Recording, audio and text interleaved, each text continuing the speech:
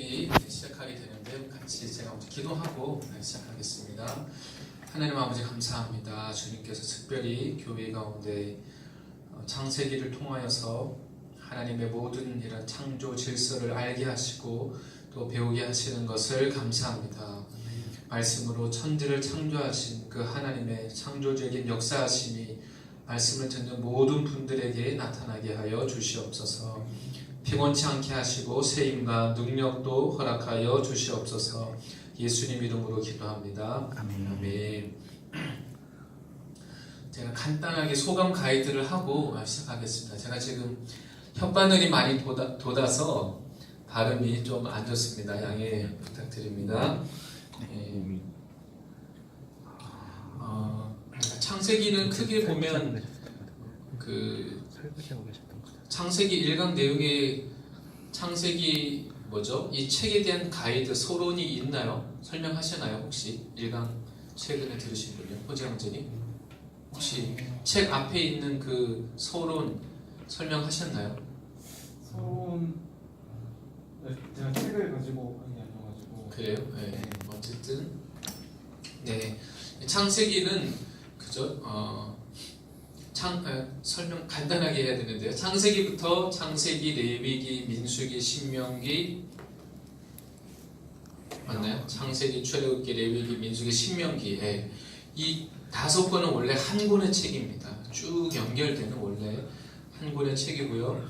그 중에서 특별히 창세기는 모든 하나님 나라의 원리를 말하고 있고 굉장히 그 성경적인 세계관, 가치관을 갖게 하는 아주 중요한 책입니다. 그래서 아마 굉장히 좋은 시간이 될 것 같고요. 그래서 창세기는 크게 말씀과 두 번째는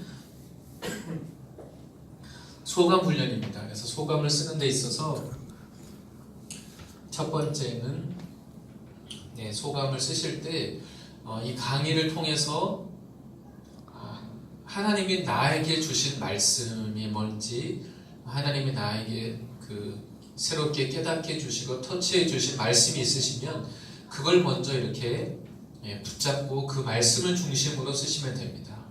그래서 말씀을 듣거나 소감을 쓰실 때 중요한 거는요,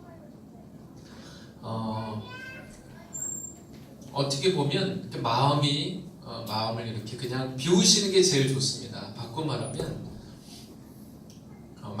하나님의 말씀이 있고 내가 있으면 내 기준에서 소감을 쓰는 게 아니라 그냥 하나님의 말씀의 눈으로 하나님의 기준에서 나를 객관화시켜서 하나님이 성경에 오늘 창조의 원리,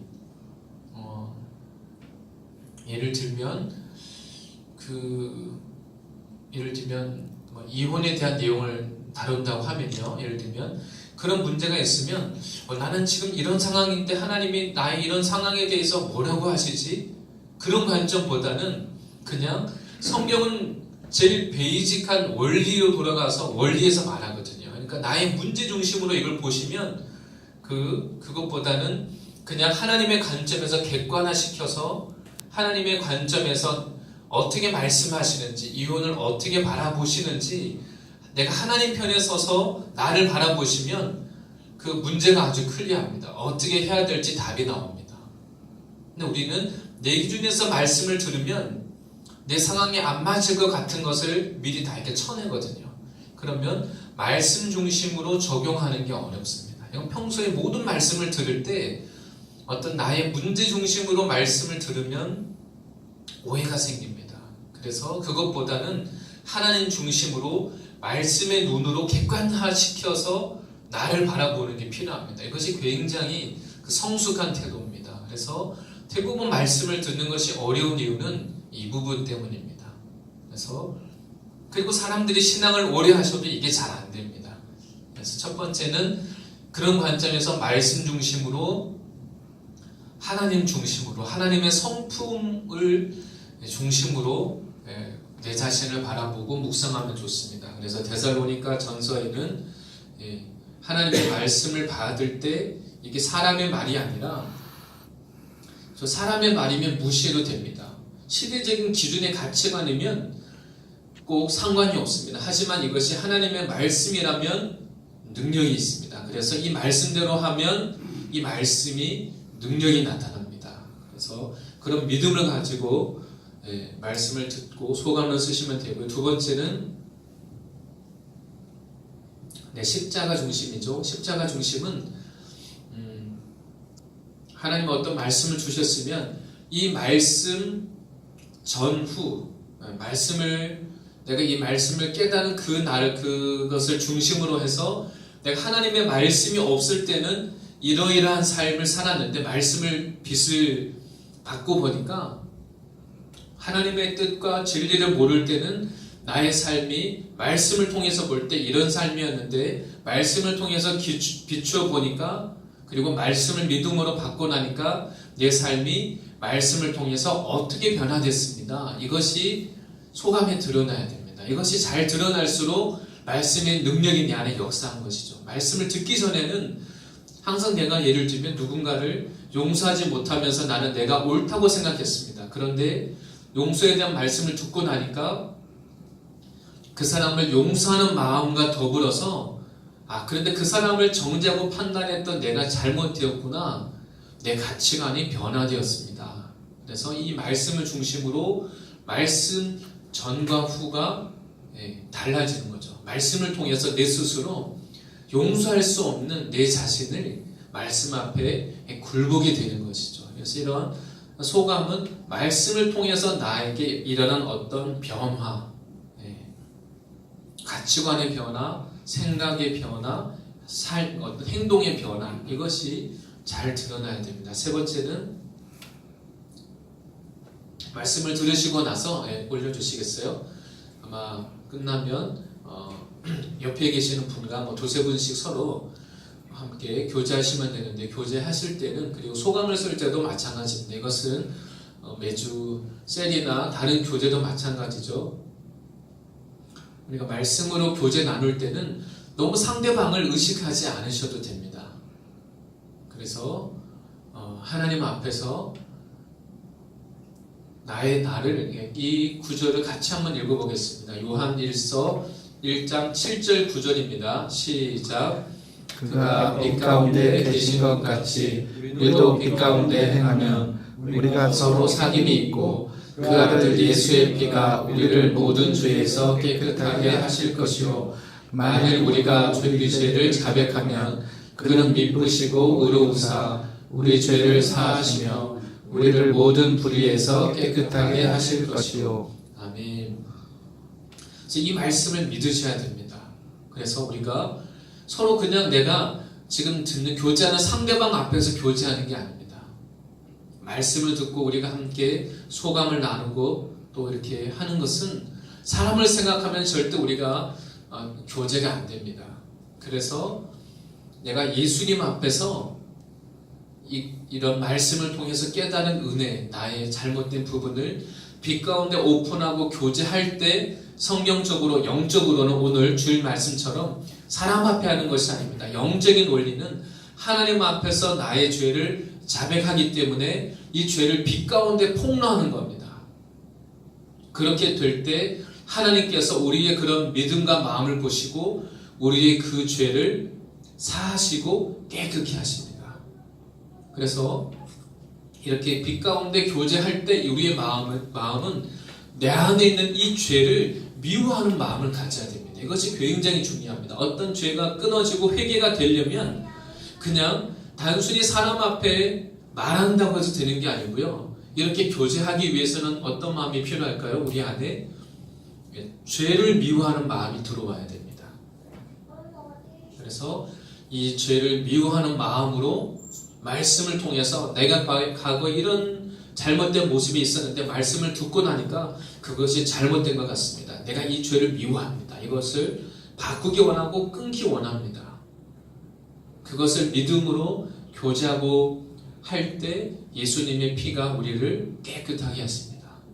이런 믿음을 가지고 교제하세요. 비록 상대방이 잘 오히려 이해하지 못하고 때로는 정죄하거나 판단할 수도 있겠지만 그것보다 더 중요한 것은 하나님 앞에서 우리가 이렇게 빛 가운데 교제할 때 예수님이 우리를 그 죄로부터 자유케 하십니다. 그러니까 아멘. 죄를 숨겨주는 게 아니라 이 죄의 세력을 내가 미워하고 폭로하는 것이죠. 나의 삶을 이런 또 하나는 죄와 나를 동일화시키시면 안 됩니다. 말씀을 듣고 교제하실 때 우리는 내가 이 죄를 오픈해서 교제하면 남이 나를 어떻게 볼까 이것을 생각하잖아요. 근데 그게 아니라 죄와 나를 동일화시키면 안 됩니다. 어떻게 비유하냐면 예를 들면 나의 집에 도둑이 들어와서 우리 집에 살고 있습니다. 근데 밖에 경찰이 와서 문을 두드리면서 혹시 요즘 도둑이 많은데 혹시 집에 도둑이 침투하지 않았습니까? 라고 했을 때 이 도둑을 잡으려면 몰아내야 됩니다. 근데 도둑이 어떻게 할까요? 협박합니다. 너 있다고 얘기하면 너 죽을 수도 있어. 막 협박을 합니다. 그런 상황에서 이 도둑을 잡으려면 고발을 해야 되겠죠. 마찬가지입니다. 이 죄도